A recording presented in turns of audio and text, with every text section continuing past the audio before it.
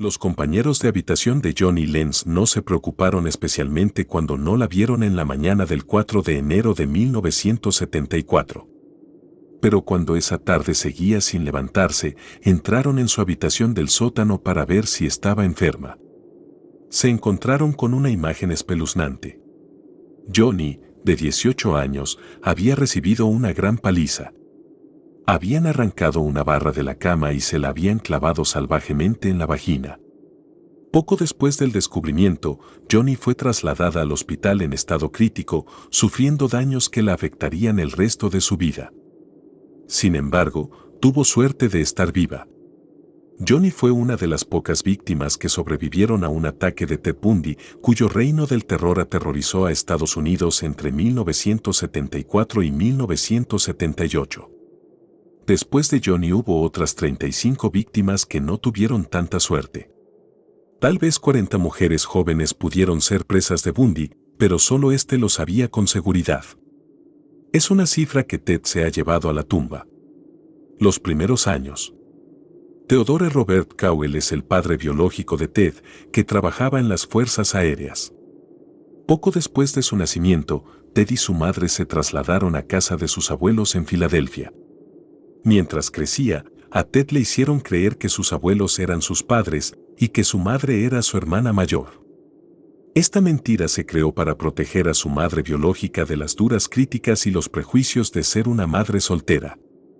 A los 4 años, Ted y su madre se trasladaron a Washington para vivir con unos familiares. Un año después de la mudanza, su Eleanor Louise Cowell se enamoró de un cocinero militar llamado Johnny Culpeper Bundy.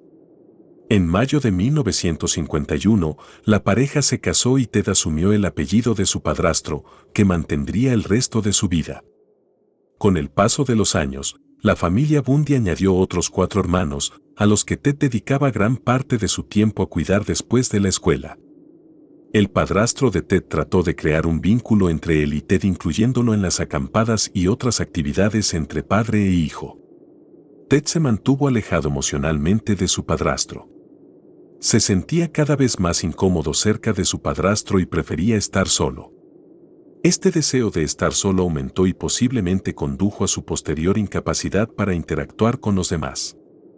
De joven, Ted era tímido, dudaba de sí mismo y se sentía incómodo. A menudo era objeto de burlas y bromas por parte de los matones de su escuela secundaria.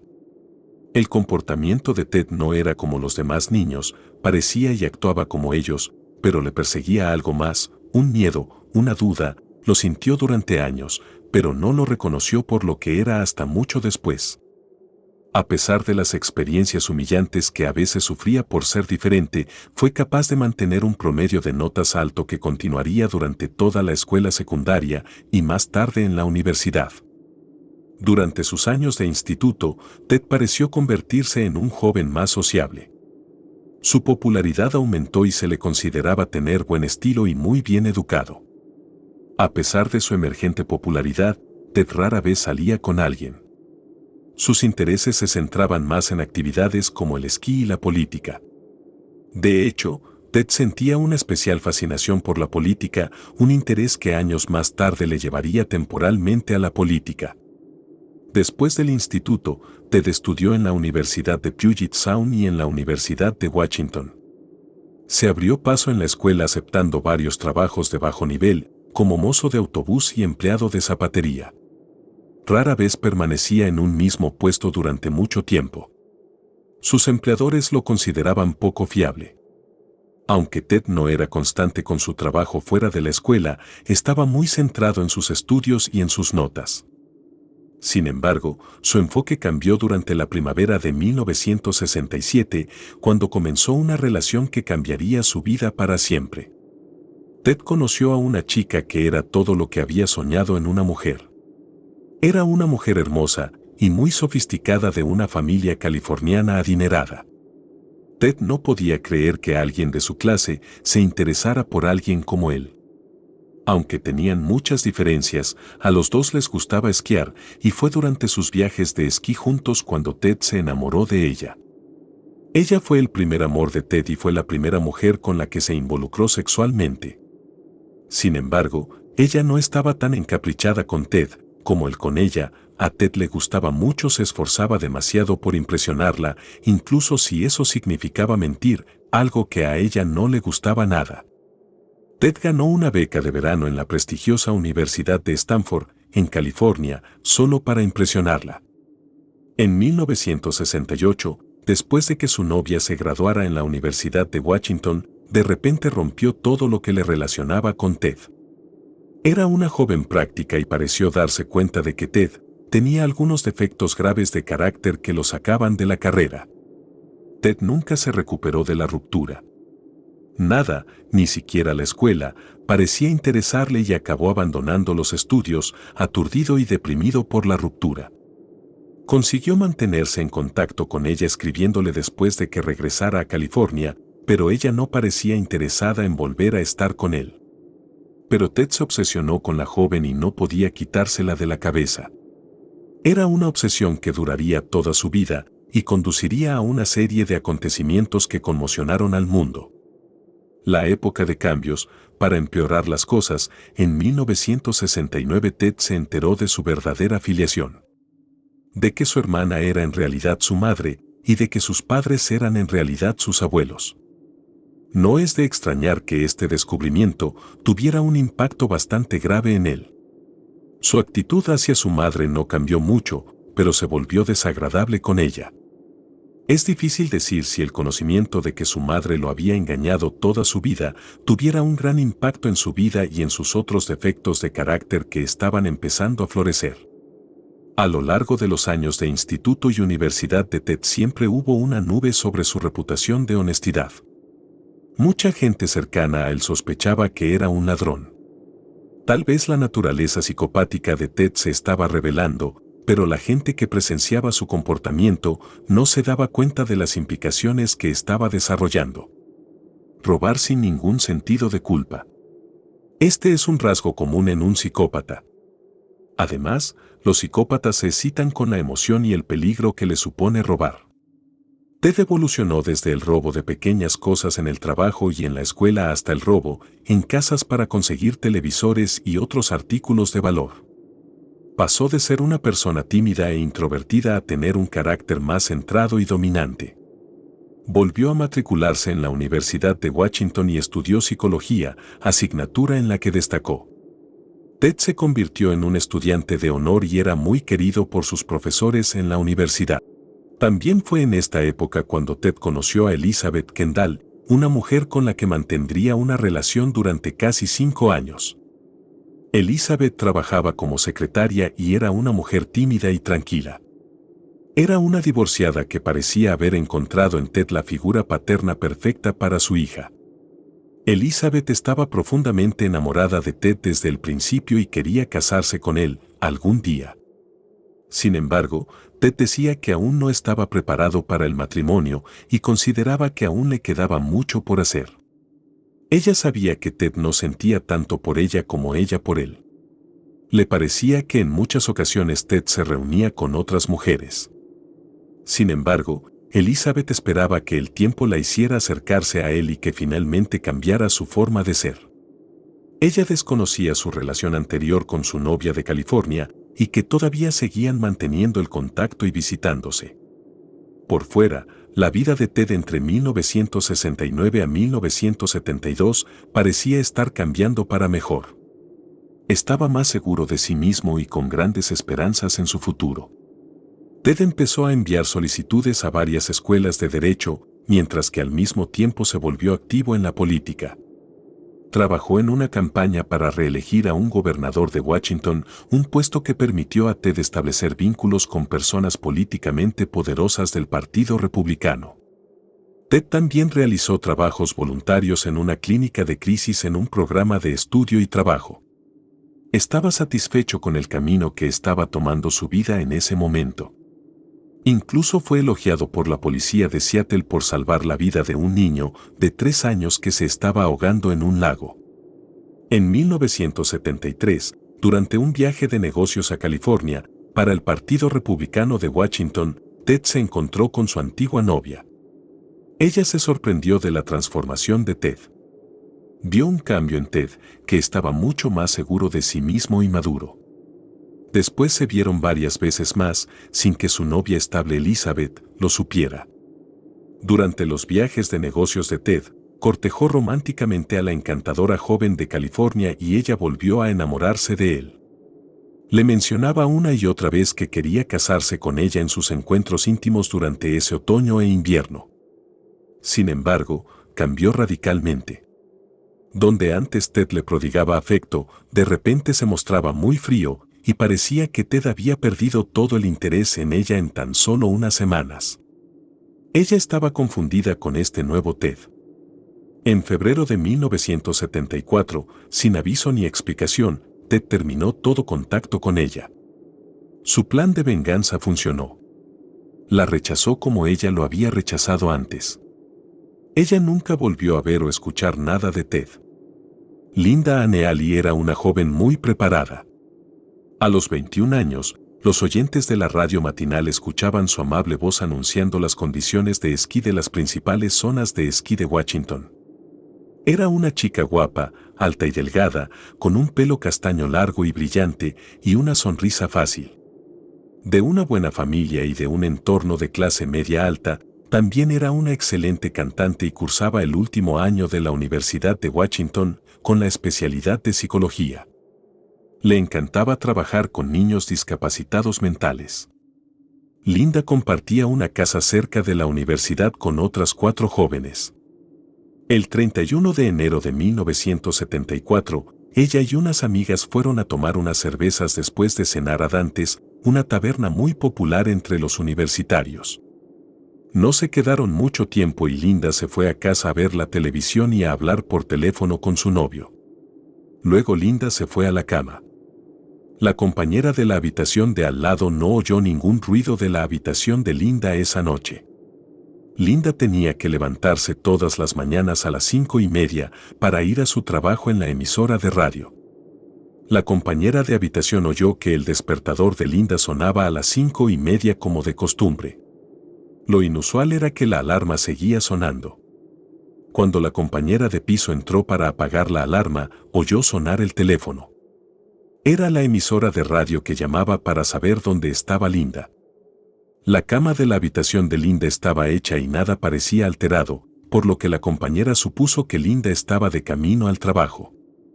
Cuando sus padres llamaron esa tarde para saber por qué Linda no se había presentado a cenar como se esperaba, todos se preocuparon. Nadie la había visto. Parecía haber desaparecido de la casa. Los padres de Linda llamaron a la policía. Y en la habitación de Linda, encontraron que su cama estaba hecha de una manera que Linda nunca había hecho antes, ya que Linda no solía hacer la cama.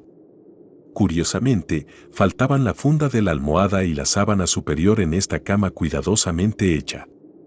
En la almohada y en la sábana de abajo había una pequeña mancha de sangre del mismo tipo que la de Linda.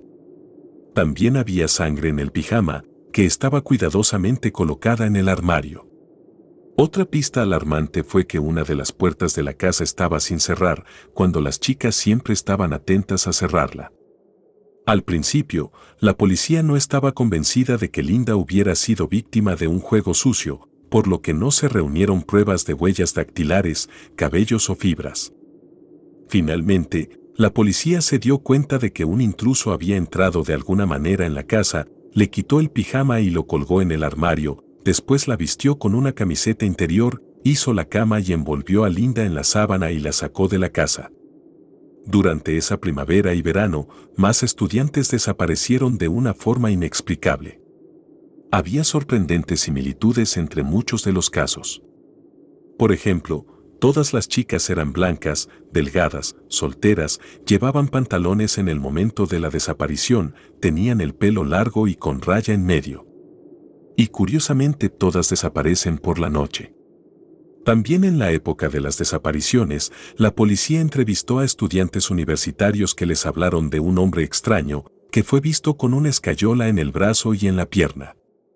El desconocido parecía estar luchando con los libros y pidiendo ayuda a las jóvenes que estaban cerca. Otros testigos informaron de la presencia de un hombre extraño en el aparcamiento del campus que llevaba una escayola y pedía ayuda con su coche, un Volkswagen Bug que al parecer tenía dificultades para arrancar. Alrededor de la misma zona en la que desaparecieron dos de las chicas, se vio a ese hombre con una escayola en el brazo y en la pierna. Finalmente, en agosto de 1974, en el Parque Estatal del Lago de Washington, se encontraron los restos de algunas de las chicas desaparecidas y dos de ellas fueron identificadas posteriormente. La policía pudo identificar dos de los cuerpos, teniendo en cuenta lo que quedaba, mechones de pelo de varios colores, 5 huesos de muslo, un par de cráneos y un hueso de la mandíbula. Las chicas identificadas fueron Janice Ott y Denise Naslund, que desaparecieron el mismo día, el 14 de julio. Las últimas personas que vieron a Janice fueron una pareja que estaban de picnic cerca, recordaban a un joven apuesto que se acercaba a la joven. Por lo que la pareja pudo oír de la conversación entre Janice y el joven. Este se llamaba Ted y tenía dificultades para cargar su barco en el coche porque tenía el brazo escayolado. Le pidió ayuda a Janice y ella accedió a ayudar. Esa fue la última vez que se vio con vida a Janice, de 23 años. Denise Naslund estaba pasando la tarde con su novio, cerca de donde desapareció un hombre que llevaba una escayola y pedía ayuda con su barco. Se acercó a una pareja de mujeres. No pudieron ayudar al atractivo joven.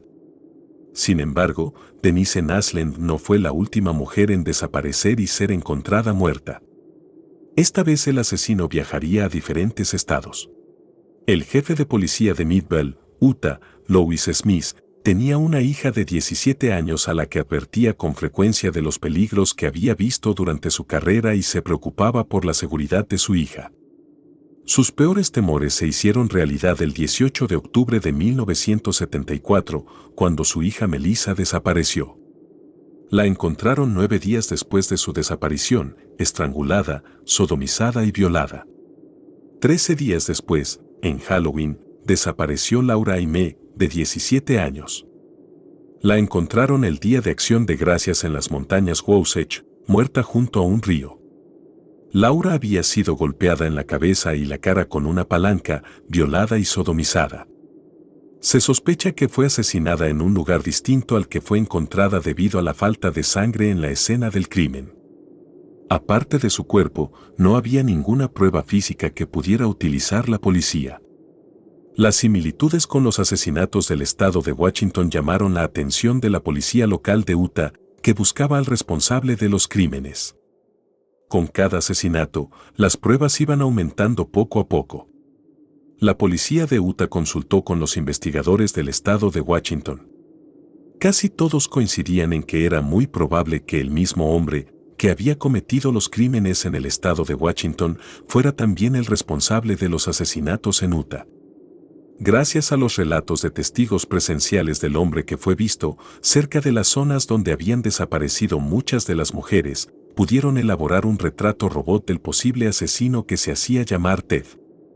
Cuando una amiga íntima de Elizabeth Kendall vio el relato del asesinato de Melissa Smith en el periódico y el retrato robot del posible asesino, supo que Ted debía ser el hombre del retrato robot.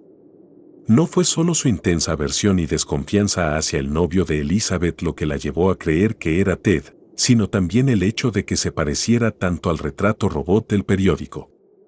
En el fondo, Elizabeth debía saber que su amiga tenía razón. Al fin y al cabo, Ted se parecía al boceto, conducía un Volkswagen similar a los que habían visto los testigos y ella había visto muletas en su habitación, aunque nunca se había lesionado la pierna. Ella llamó anónimamente al Departamento de Policía de Seattle en agosto de 1974 y declaró que su novio podría estar involucrado en los recientes casos de asesinato. Volvió a llamar meses más tarde y dio más información que podría ayudar a los investigadores en el caso. También accedió a dar fotos recientes de Ted para ser mostradas a los testigos. Los testigos no hicieron una identificación positiva después de ver las fotos y el informe de Elizabeth fue finalmente archivado. Los investigadores que trabajaban en el caso decidieron dirigir su atención hacia sospechosos más probables y Ted quedó olvidado durante años. El asesino siguió eludiendo a los investigadores, suponiendo que al operar en diferentes estados la policía no podría comparar los casos. Su comportamiento se volvió cada vez más arriesgado al acercarse a las mujeres. Las que escapaban a sus insinuaciones le reconocían más tarde y proporcionaban a la policía una valiosa información. El 8 de noviembre de 1974, cuando los investigadores de la policía iban a tener la oportunidad en el caso que habían estado esperando. Ese viernes por la noche, un hombre extraño estaba en una librería de un centro comercial de Utah, se acercó a Carol Darronch, de 18 años. El desconocido le dijo que había visto a alguien intentando entrar en su coche y le pidió que le acompañara al aparcamiento para ver si le habían robado algo. Carol pensó que el hombre debía ser un guardia de seguridad del centro comercial porque parecía controlar la situación. Cuando llegaron al coche, ella lo comprobó e informó al hombre de que todo estaba allí. El hombre, que se identificó como un agente, no se dio por satisfecho y quiso acompañarla a la comisaría. Quería que ella identificara al supuesto delincuente y presentara una denuncia. Cuando la condujo hasta un Volkswagen Bug, ella sospechó y le pidió que se identificara. Rápidamente le mostró una placa dorada y luego la acompañó al coche. Se alejó rápidamente en dirección contraria a la comisaría. Al cabo de un rato, detuvo repentinamente el coche. En ese momento el miedo se apoderó de Carol. El agente de policía la agarró de repente e intentó ponerle las esposas. Carol gritó por su vida. Cuando gritó, el hombre sacó una pistola y la amenazó con matarla si no se detenía. Carol se encontró cayendo del coche y de repente la empujó contra el lateral del mismo. Tenía una palanca en la mano y estaba dispuesto a golpearle la cabeza. Aterrorizada, le dio una patada en los genitales y consiguió liberarse. Carol corrió hacia la carretera y llamó la atención de una pareja que pasaba en coche. Se detuvieron y Carol saltó a su coche. Lloraba histérica y les dijo que un hombre había intentado matarla. Entonces la llevaron a la policía. Con las esposas aún colgando de sus muñecas, contó a la policía lo que había hecho uno de sus hombres. Pero no había ningún hombre con el nombre de Rousland que trabajara allí. Al momento se envió a la policía al lugar donde Darronch había luchado por su vida una hora antes, pero el loco hacía tiempo que había desaparecido.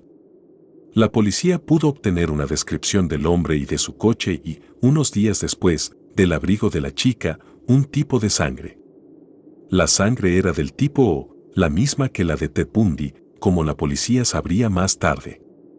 Esa misma noche, la directora de una obra de teatro en el Instituto Beaumont fue abordada por un hombre apuesto que le pidió ayuda para identificar un coche. Ella estaba demasiado ocupada y lo rechazó. Más tarde se le acercó de nuevo y le pidió ayuda, y de nuevo lo rechazó. El hombre le pareció extraño y aterrador, pero ella lo ignoró y siguió con su trabajo. La perturbó volver a ver al hombre en el fondo del auditorio y se preguntó qué era lo que realmente quería. Debbie Kent, que estaba viendo la función de la noche junto con sus padres, salió temprano para recoger a su hermano en la bolera. Les dijo a sus padres que volvería a recogerlos, pero nunca lo hizo. Además, nunca llegó al coche, que estaba vacío en el aparcamiento del colegio. Debbie Kent no estaba en ninguna parte. Lo que se encontró la policía en el aparcamiento fue una llave de esposas. Más tarde, cuando la policía trató de encajar la llave que encontraron en las esposas que llevaba Darronch esa misma noche, coincidía perfectamente.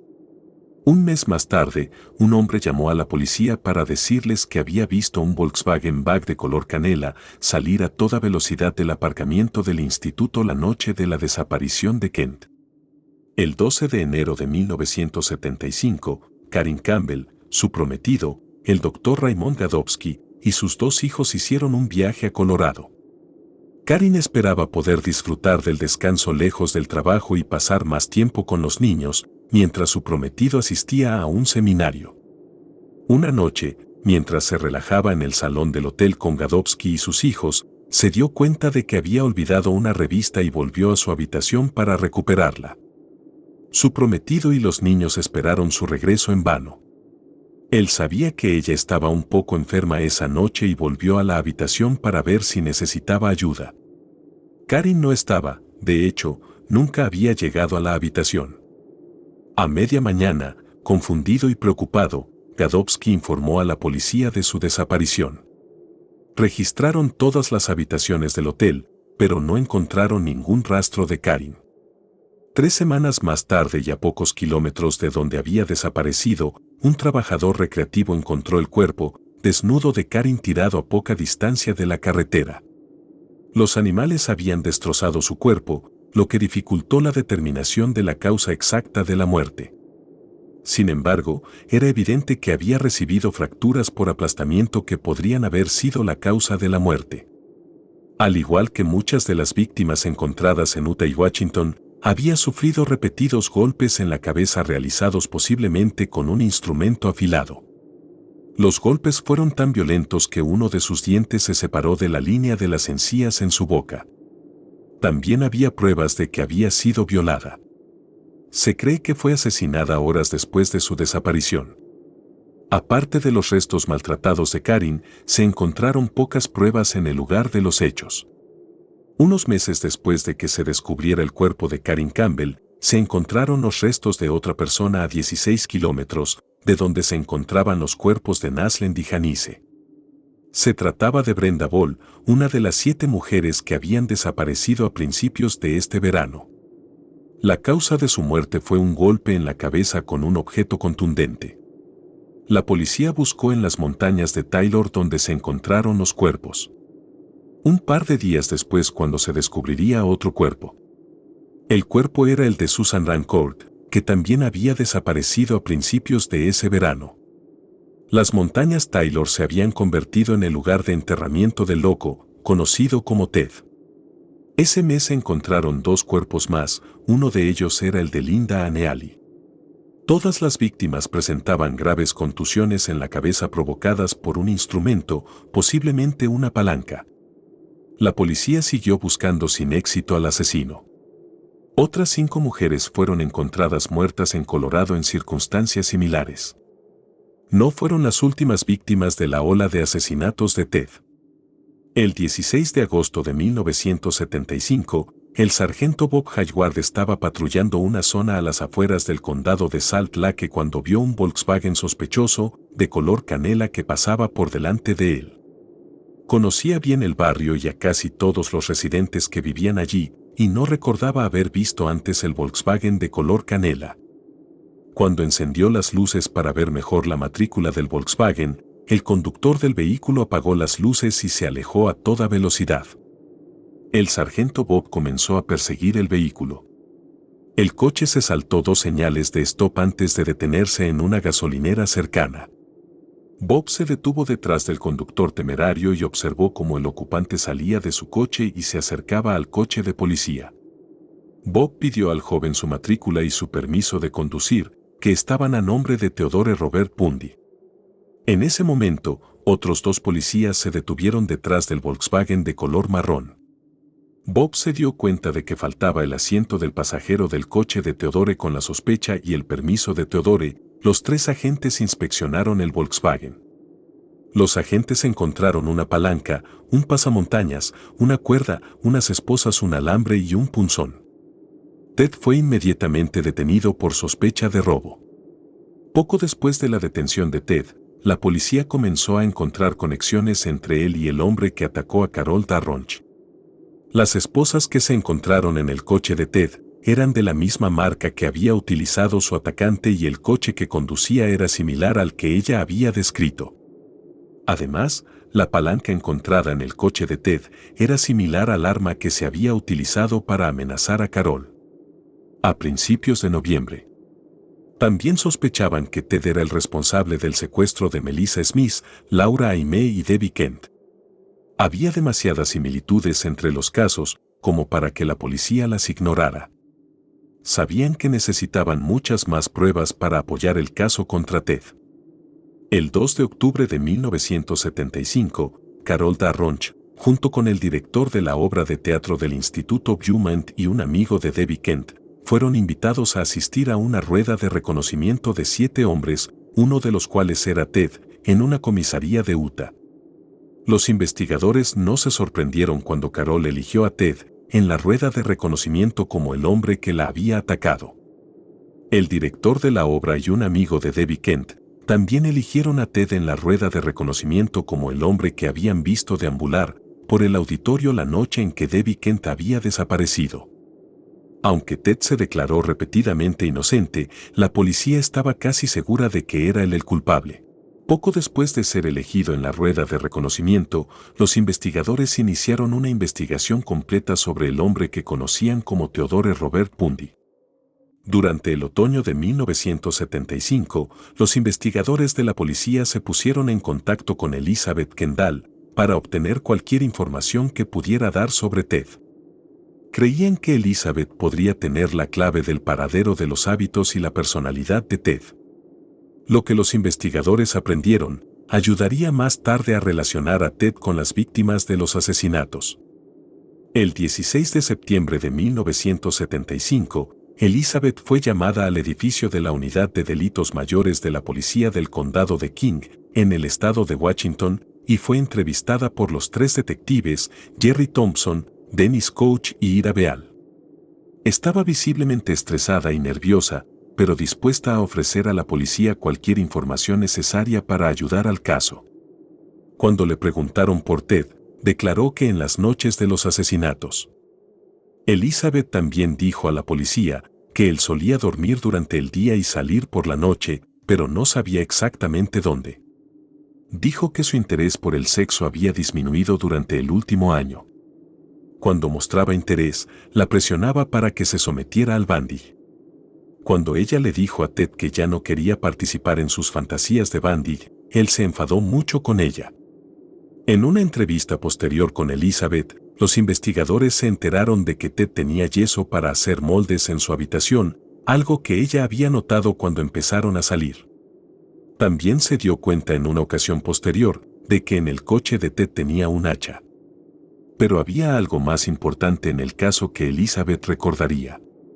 Ella recordó que Ted había visitado el parque del lago Sammamish en julio, donde supuestamente había ido a hacer esquí acuático. Una semana después de que Ted hubiera ido al parque del lago Sammamish, se denunció la desaparición de Janice Ott y Denise Naslund.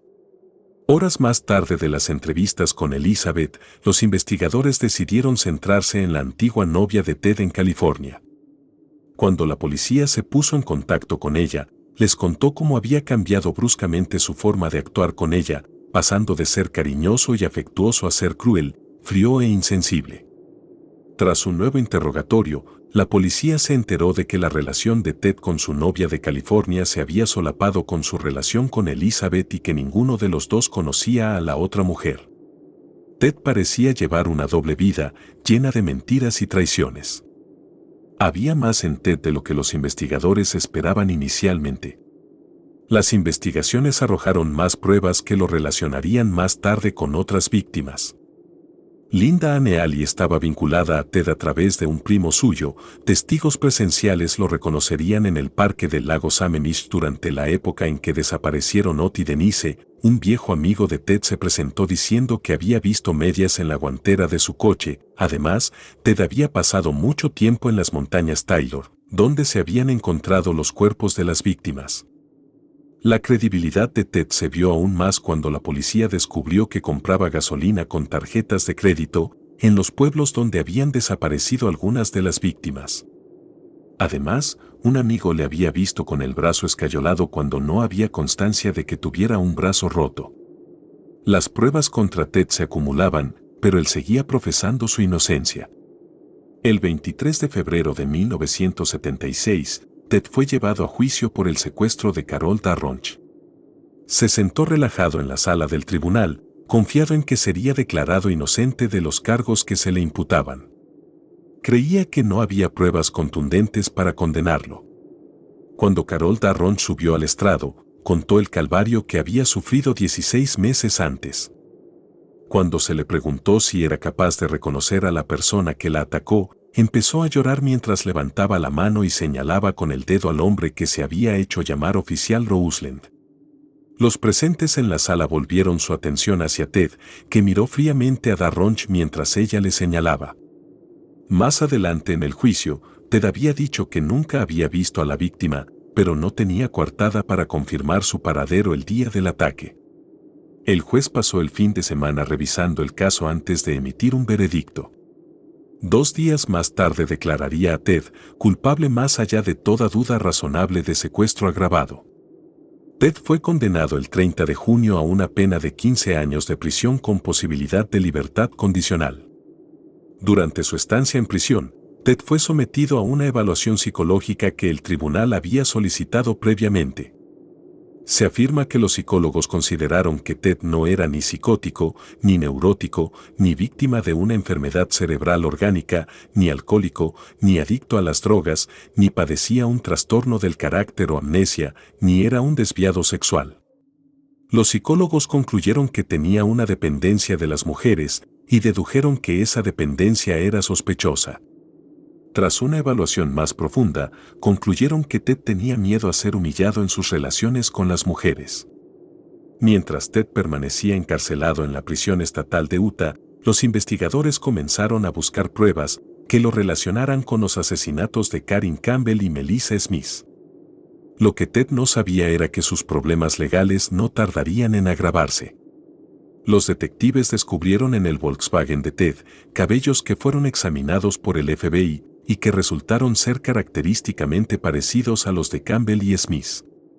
Un examen más detallado de los restos de Karin Campbell mostró que su cráneo tenía impresiones hechas por un instrumento Romo y esas impresiones coincidían con la palanca que se había descubierto en el coche de Ted un año antes. La policía de Colorado presentó cargos contra Ted el 22 de octubre de 1976 por el asesinato de Karin Campbell. En abril de 1977, Ted fue trasladado a la cárcel del condado de Garfield en Colorado para esperar el juicio por el asesinato de Karin Campbell. Durante la preparación de su caso, Ted estaba cada vez más descontento con su representación. Creía que su abogado era incapaz y finalmente lo despidió. Ted, con experiencia en derecho, creía que podía hacer mejor el trabajo y comenzó a asumir su propia defensa en el caso. Confiaba en que tendría éxito en el juicio programado para el 14 de noviembre de 1977. Ted tenía mucho trabajo por delante. Así que se le concedió permiso para salir de la cárcel en ocasiones y se le dio permiso para utilizar la biblioteca del tribunal en Aspen para llevar a cabo la investigación. Lo que la policía no sabía era que estaba planeando una fuga. El 7 de junio, durante uno de sus viajes a la biblioteca del Palacio de Justicia, Ted logró saltar desde una ventana abierta, hiriéndose el tobillo en el proceso, y escapó. No llevaba grilletes ni esposas, por lo que no destacaba entre los ciudadanos comunes de la ciudad de Aspen. Fue una fuga que había sido planeada por Ted durante un tiempo. La policía de Aspen se apresuró a establecer controles de carretera alrededor de la ciudad, pero Ted sabía que debía permanecer dentro de los límites de la ciudad y pasar desapercibido. La policía lanzó una búsqueda masiva por tierra, utilizando sabuesos rastreadores de olores y 150 buscadores con la esperanza de atrapar a Ted. Sin embargo, Ted fue capaz de evitarlos durante días. Mientras huía, Ted se las arregló para vivir de la comida que robaba en las cabañas locales y en los campamentos cercanos, durmiendo en los que estaban abandonados. Sin embargo, Ted sabía que necesitaba un coche que le permitiera pasar mejor las barreras policiales. No podía esconderse en Aspen para siempre. Ted creía que estaba destinado a ser libre. Se sentía como si fuera invencible y afirmaba que nada salía mal. Si algo salía mal, lo siguiente que ocurría era tan bueno que lo compensaba y que era incluso mejor. Efectivamente, Ted encontró su billete de salida de la ciudad cuando descubrió un coche con las llaves puestas. Pero su suerte no duraría mucho. Mientras intentaba huir de Aspen en el vehículo robado, fue descubierto. A partir de entonces, se le ordenó llevar esposas y grilletes mientras realizaba sus investigaciones en la biblioteca de Aspen. Y a Ted no le gustaba estar atado. Casi 7 meses después, Ted volvió a intentar una fuga, pero esta vez tuvo más éxito. El 30 de diciembre, se arrastró hasta el techo de la cárcel del condado de Garfield y se dirigió a otra parte del edificio. Consiguió encontrar otra abertura en el techo que conducía al armario del apartamento de un carcelero. Se sentó y esperó hasta saber que el apartamento estaba vacío, entonces salió por la puerta principal hacia su libertad. Su fuga no fue descubierta hasta la tarde siguiente, 15 horas después. Para cuando la policía se enteró de su fuga, Ted estaba en camino a Chicago. Era una de las pocas paradas que él haría en la ruta hacia su destino final, la soleada Florida. En enero de 1978, Ted, adquirido con el nombre de Chris Hagen, se había instalado cómodamente en un apartamento de una habitación en Florida. Ted disfrutaba de su nueva libertad en un lugar que poco o nada sabía de él o de su pasado. Ted se sentía estimulado por la inteligencia y la juventud y se sentía cómodo en su nuevo entorno, cerca de la Universidad Estatal de Florida. Pasaba gran parte de su tiempo libre paseando por el campus, colándose en las clases sin ser visto y escuchando las conferencias. Cuando no estaba paseando por el campus, pasaba el tiempo en su apartamento viendo la televisión que había robado. El robo se convirtió en algo natural para Ted. Casi todo en su apartamento era mercancía robada. Incluso la comida que comía la compraba con tarjetas de crédito robadas. Ted parecía tener suficientes cosas materiales para estar contento. Lo que no tenía y lo que más echaba de menos era la compañía. La noche del sábado 14 de enero, pocas hermanas de la hermandad se encontraban en la casa de Chi Omega. La mayoría estaban bailando o en fiestas de barriles en el campus. No era raro que las hermanas se quedaran hasta tarde, ya que no había toque de queda. Era bastante normal que las chicas volvieran a primera hora de la mañana. Sin embargo, ninguna de las hermanas estaba preparada para enfrentarse al horror que les esperaba en la casa de la hermandad esa misma noche. A las 3 de la madrugada, su novio dejó a Nita Neary en la casa de la hermandad tras asistir a una fiesta de barriles en el campus. Al llegar a la puerta de la casa, se dio cuenta de que estaba abierta de par en par. Poco después de entrar en el edificio, oyó un movimiento, como si alguien estuviera corriendo en las habitaciones de arriba. De repente, oyó los pasos que se acercaban a la escalera cerca de ella y se escondió en una puerta. Vio como un hombre con un gorro azul de punto tapándose los ojos, que sostenía un tronco con tela alrededor, que bajaba corriendo las escaleras y salía por la puerta. Lo primero que pensó Nita fue que habían robado en la casa de la hermandad. Subió las escaleras para despertar a su compañera de cuarto, Nancy. Nita le habló del hombre extraño que vio salir del edificio. Sin saber qué hacer, las chicas se dirigieron a la habitación de la madre de la casa. Antes de que pudieran llegar a su habitación, vieron a otra compañera, Karen, tambaleándose por el pasillo. Tenía toda la cabeza empapada de sangre. Mientras Nancy intentaba ayudar a Karen, Nita despertó a la madre de la casa y las dos fueron a ver a otra compañera de habitación cercana.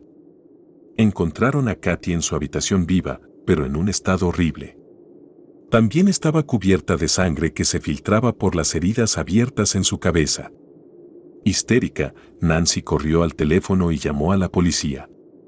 Más tarde, la policía encontró a dos chicas muertas en sus habitaciones, tumbadas en sus camas. Alguien las había atacado mientras dormían. Lisa Levy fue la primera chica que los agentes encontraron muerta. Los patólogos que le hicieron la autopsia descubrieron que había sido golpeada en la cabeza con un tronco, violada y estrangulada. Al examinarla más a fondo, descubrieron marcas de mordiscos en sus nalgas y en uno de sus pezones. El pezón de Lisa había sido tan mordido de una forma tan grave que incluso estaba casi separado del resto del pecho. También había sido agredida sexualmente con un bote de spray para el pelo. Los informes de la autopsia de Margaret Bowman, la otra chica encontrada muerta, mostraron que había sufrido lesiones mortales similares, aunque no había sido agredida sexualmente y no mostraba signos de mordeduras. Había sido estrangulada con un par de medias que se encontraron en la escena del crimen. También había sido golpeada en la cabeza, con tanta fuerza que su cráneo estaba astillado y una parte de su cerebro estaba expuesta. Ni ella ni Lisa Levy mostraron signos de lucha. Los investigadores que entrevistaron a las supervivientes no averiguaron nada. Ninguna de las chicas recordaba los acontecimientos de aquella noche terrorífica. Al igual que Levy y Bowman, ellas también estaban dormidas cuando fueron atacadas. La única testigo fue Nita Neary, que pudo captar el perfil del asesino mientras huía. El agresor no iría muy lejos antes de cobrarse otra víctima esa noche. A menos de 1,5 kilómetros de la casa de Chiomega, una joven se despertó por los fuertes ruidos de golpes procedentes del apartamento que estaba cerca. Se preguntó qué estaría haciendo su amiga en el apartamento para hacer tanto ruido a las 4 de la mañana. Como los ruidos persistían, empezó a sospechar y despertó a su compañera de piso. Al escuchar, oyeron a Cheryl, la vecina, gimiendo. Asustadas, llamaron a su casa para ver si estaba bien. Como nadie cogió el teléfono, llamaron a la policía y al momento llegaron. Estaban a pocas manzanas de distancia, en la casa Chiomega, atendiendo la escena del crimen. Entraron en el apartamento de Cheryl y se dirigieron a su dormitorio, donde la encontraron sentada en la cama. Su cara empezaba a hincharse por el golpe que tenía en la cabeza. Todavía estaba algo consciente y medio desnuda, tenía suerte de estar viva. La policía descubrió una máscara a los pies de la cama. Según Anne, la máscara que se encontró se parecía casi a la máscara sacada del coche de Ted, cuando fue detenido en Utah en agosto de 1975. Los investigadores de la policía trabajaron con diligencia en las pruebas que se dejaron. Pudieron obtener un tipo de sangre del agresor, muestras de esperma y manchas de huellas dactilares. Lamentablemente, la mayoría de las pruebas que se analizaron resultaron no ser concluyentes. Las únicas pruebas firmes que los investigadores pudieron obtener fueron los pelos encontrados en la máscara, las impresiones dentales de las marcas de mordedura de las víctimas y el relato de un testigo ocular de Nita Neary. Los investigadores no tenían un sospechoso y Ted era totalmente desconocido para ellos. El 9 de febrero de 1978, la policía de Lake City recibió una llamada telefónica de los angustiados padres de Kimberly Leach, de 12 años. Estaban histéricos y dijeron que su hija había desaparecido ese día.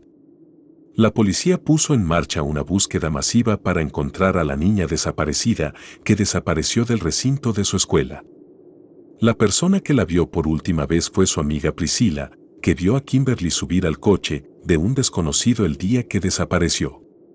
Por desgracia, no pudo recordar con exactitud el coche ni el conductor. Encontraron el cuerpo de Kimberly 8 semanas después en un parque estatal del condado de Sewanee, en Florida. El cuerpo de la joven aportó poca información debido a su avanzada descomposición. Sin embargo, la policía encontraría más tarde las pruebas que necesitaba en una furgoneta conducida por Ted. Unos días antes de la desaparición de Kimberly Leach, un hombre extraño en una furgoneta blanca se acercó a una niña de 14 años, mientras esperaba que su hermano la recogiera. El hombre había dicho que era del departamento de bomberos y le preguntó si asistía a la escuela cercana. A ella le pareció extraño que un bombero de servicio llevara pantalones a cuadros y una chaqueta azul marino. Empezó a sentirse incómoda. Su padre, que era el jefe de detectives del departamento de policía de Jacksonville, le había advertido en muchas ocasiones que no hablara con extraños. Se sintió aliviada cuando llegó su hermano. Al sospechar del hombre, su hermano le ordenó que subiera al coche, siguió al hombre y anotó su matrícula para dársela a su padre. Al oír hablar del desconocido de la furgoneta blanca, el detective James Parmenter comprobó la matrícula. Supo que pertenecía a un hombre llamado Randall Ragen y decidió hacerle una visita. Randall informó al detective de que le habían robado las matrículas y que ya le habían expedido unas nuevas. Más tarde, el detective se enteró de que la furgoneta que habían visto sus hijos también había sido robada y tuvo una idea de quién podría haber sido. Decidió llevar a sus hijos a la comisaría para enseñarles una pila de fotos policiales, entre las que estaba la de Ted. No se había dado cuenta de lo cerca que había estado de perder a su propia hija. Sus dos hijos reconocieron al hombre de la furgoneta como Ted Bundy. La furgoneta fue desechada hace tiempo. Ted se dirigió hacia Pensacola, Florida, en un nuevo coche robado. Esta vez se las arregló para encontrar un vehículo que se sentía más cómodo conduciendo, un Volkswagen Bug. El agente David Lee estaba patrullando una zona del oeste de Pensacola, cuando vio un Volkswagen naranja a las 10 de la noche del 15 de febrero. Conocía bien la zona y a la mayoría de los residentes, pero nunca había visto el coche. El agente David decidió comprobar la matrícula y pronto descubrió que era robada. Inmediatamente, encendió las luces y comenzó a seguir al Volkswagen. Una vez más, como había ocurrido en Utah varios años antes, Ted emprendió la huida. De repente, Ted se detuvo. El agente David le ordenó que saliera de su coche y le dijo a Ted que se tumbara con las manos por delante.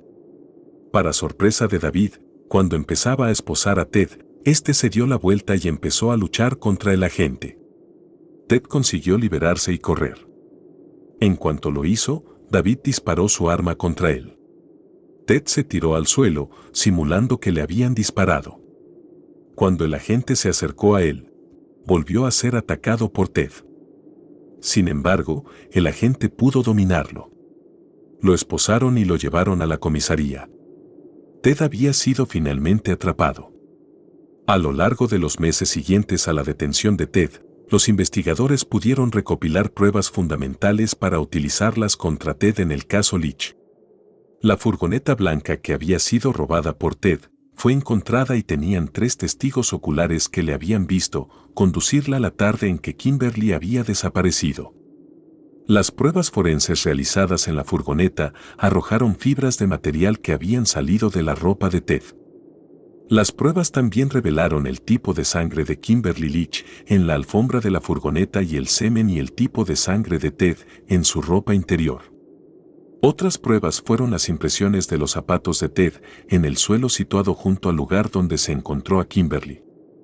La policía se sintió confiada con la información que tenía que vinculaba a Ted con el caso Leach y el 31 de julio de 1978, Ted fue acusado del asesinato de la chica. Poco después, también sería acusado de los asesinatos de Chi Omega. Enfrentándose a la pena de muerte, Ted declararía en su propia defensa que no era culpable de los asesinatos. El primer juicio, Theodore Robert Bundy, se enfrentó a 2 juicios por asesinato, ambos espaciados en 3 años. La fecha de su primer juicio se fijó para el 25 de junio de 1979, en Miami, Florida. El caso judicial se centró en los brutales ataques a las hermanas de la Hermandad Chi Omega. El segundo juicio tendría lugar en enero de 1980 en Orlando, Florida, donde Ted sería juzgado por el asesinato de Kimberly Leach. Ambos juicios tendrían resultados poco favorables para Ted, sin embargo, sería el caso del asesinato de Chi Omega el que sellaría su destino para siempre. La apertura del juicio por el asesinato de Chi Omega provocó un inmenso interés público y un frenesí mediático. Al fin y al cabo, Ted era sospechoso de al menos 36 asesinatos en 4 estados y su nombre provocaba imágenes de pesadilla en miles, quizá incluso millones, de todo el mundo. Muchos lo consideraban la reencarnación del mal, un monstruo, el mismo diablo, y sus asesinatos iniciaron los juicios más importantes y publicitados de la década. Durante el juicio por el asesinato de Chi Omega, Ted actuó como su propio abogado defensor. Confiaba en sus habilidades y creía que tendría un juicio justo. El jurado, compuesto en su mayoría por afroamericanos, observó cómo se defendía de los cargos de asesinato. Al principio del juicio quedó claro que Ted estaba luchando una batalla perdida. Hubo 2 acontecimientos en el juicio que influyeron en el jurado contra Ted. El primero fue el testimonio de Nita Neary sobre lo que había visto la noche de los asesinatos. Mientras estaba en el estrado, señaló a Ted como el hombre que había visto, huyendo por las escaleras y saliendo por la puerta de la casa de Chi Omega. El segundo hecho que influyó en el jurado durante el juicio fue el testimonio del odontólogo Dr. Richard Subirón. Mientras estaba en el estrado, el Dr. Subirón describió las lesiones por mordedura encontradas en el cuerpo de Lisa Levy. Mientras hablaba, se mostraron al jurado fotografías completas de las marcas de mordiscos que se habían tomado la noche del asesinato. El médico señaló la singularidad de las hendiduras dejadas en la víctima y las comparó con fotografías a escala real de los dientes de Ted. No había duda de que Ted había hecho las marcas de mordiscos en el cuerpo de Lisa Levy. Las fotos serían la mayor prueba que la fiscalía tenía para vincular a Ted con el crimen. El 23 de julio, Ted esperó en su celda mientras los jurados deliberaban sobre su culpabilidad o inocencia. Después de casi 7 horas, volvieron a la sala con un veredicto. Sin mostrar ninguna emoción, Ted escuchó como uno de los jurados leía, culpable. En todos los cargos de asesinato, Ted fue declarado culpable, más allá de toda duda razonable. En el estado de Florida, es costumbre tener un juicio de sentencia por separado. La sentencia de Ted tuvo lugar una semana después, el 30 de julio, ante el mismo jurado que le había declarado culpable. Durante la breve audiencia, la madre de Ted testificó y suplicó con lágrimas en los ojos por la vida de su hijo. Ted también tuvo la oportunidad de dirigirse al tribunal y refutar la recomendación de la Fiscalía de la pena de muerte. Ted profesó su inocencia, alegando que los prejuicios de los medios de comunicación eran los responsables de su supuesta tergiversación. También sugirió que todo el proceso y el veredicto eran una farsa, lo que no podía aceptar. Ted dijo a la silenciosa sala que era absurdo pedir clemencia por algo que no hizo, que no compartiría la carga de la culpa. El juez Coward, que presidió ambos juicios, dictó su sentencia final tras la declaración de Ted. Confirmó la recomendación e impuso la pena de muerte en 2 ocasiones por los asesinatos de Margaret Bowman y Lisa Levy. El método de ejecución al que se enfrentó Ted fue la silla eléctrica. El juicio de Kimberly Leach, después de muchos retrasos, el juicio de Leach comenzó en Florida, en la Corte del Condado de Orange el 7 de enero de 1980. Esta vez Ted decidió no representarse a sí mismo y en su lugar cedió la responsabilidad a los abogados defensores Julius Africano y Lynn Thompson. Su estrategia fue declararse no culpable por razón de locura, una declaración que era arriesgada pero una de las pocas opciones disponibles para la defensa. El alegato de locura podría no haber sido difícil de creer para el jurado de 7 mujeres y 5 hombres. A diferencia de las otras audiencias, Ted se fue agitando cada vez más a lo largo del juicio. En un momento dado incluso perdió el control y se levantó gritando a un testigo con el que no estaba de acuerdo. Unos testigos declararon que Ted apenas podía controlarse. Parecía que la fachada de confianza de Ted empezaba a desvanecerse, probablemente porque se daba cuenta de que ya había perdido la guerra y que esta batalla legal no haría mucha diferencia a la hora de determinar su destino. El asistente del fiscal Bob Deckel presentó 65 testigos que habían conectado a Ted directa o indirectamente con Kimberly Leach el día de su desaparición. Uno de los testigos había visto a un hombre parecido a Ted conduciendo a una niña alterada que coincidía con la descripción de Kimberly hacia una furgoneta blanca frente a la escuela de la niña. Sin embargo, el equipo de la defensa discutió la legitimidad del testimonio porque el hombre era incapaz de recordar el día exacto en el cual había visto al hombre y a la niña. No obstante, Deckel siguió presionando y presentando pruebas aún más convincentes. La más perjudicial era la prueba de las fibras, que relacionaba la ropa de Ted y la furgoneta que había conducido ese día con la escena del crimen. Además, se encontraron fibras que coincidían con las de la ropa de Kimberly Leach en la furgoneta y en la ropa de Ted que supuestamente había llevado el día del crimen. La testigo experta de la acusación, que testificó sobre el análisis de las fibras, declaró que creía que en algún momento Ted y Kimberly Leach habían estado en contacto alrededor de la hora de su muerte. Exactamente un mes después de la apertura del juicio, el juez Wallace Yapling pidió al jurado que deliberara. El 7 de febrero, después de menos de 7 horas de deliberación, el jurado emitió el veredicto, culpable. El veredicto fue seguido inmediatamente por el júbilo del equipo de la acusación y sus partidarios. El 9 de febrero se cumplió el segundo aniversario de la muerte de Kimberly Leach. También fue el día en que comenzó el juicio de la sentencia. Durante la fase de pena del juicio, Ted sorprendió a los presentes en la sala mientras entrevistaba a la testigo de la defensa Carol Amboone. Durante su interrogatorio a Carol, los dos sorprendieron a todos cuando intercambiaron votos. Según la ley de Florida, la promesa verbal hecha bajo juramento fue suficiente para sellar el acuerdo y los dos fueron considerados oficialmente casados. Poco después, el novio fue condenado a muerte en la silla eléctrica por tercera vez en menos de un año. Pasará su luna de miel solo en el corredor de la muerte de la penitenciaría Raffer del estado de Florida. Ted se negó a rendirse y creyó que aún tenía una oportunidad de luchar por salvar su propia vida. En 1982, consiguió la ayuda de un nuevo abogado y apeló el veredicto del juicio por asesinato de Chi Omega ante el Tribunal Supremo de Florida. Sin embargo, su recurso fue finalmente denegado. Poco después de que el tribunal le negara una nueva vista, Ted decidió apelar el veredicto del juicio de Kimberly Leach. En mayo de 1985, su solicitud fue rechazada de nuevo. Sin embargo, siguió luchando y en 1986 contrató a un nuevo abogado para que le ayudara a evitar la pena de muerte. La fecha de ejecución de Ted estaba prevista para el 4 de marzo de 1986. Sin embargo, su ejecución se pospuso mientras su nueva abogada defensora, Pali Nelson, trabajaba en su apelación por sus anteriores condenas por asesinato.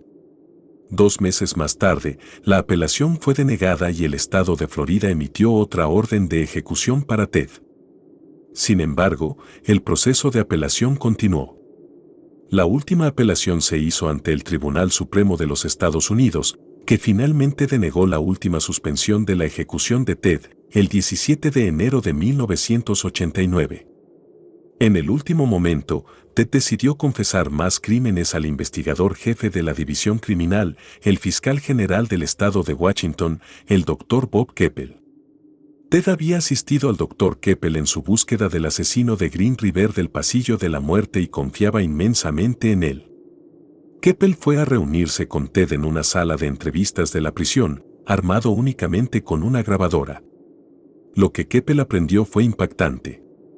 El Dr. Keppel se había enterado de que Ted guardaba algunas de las cabezas de sus víctimas en su casa como trofeos.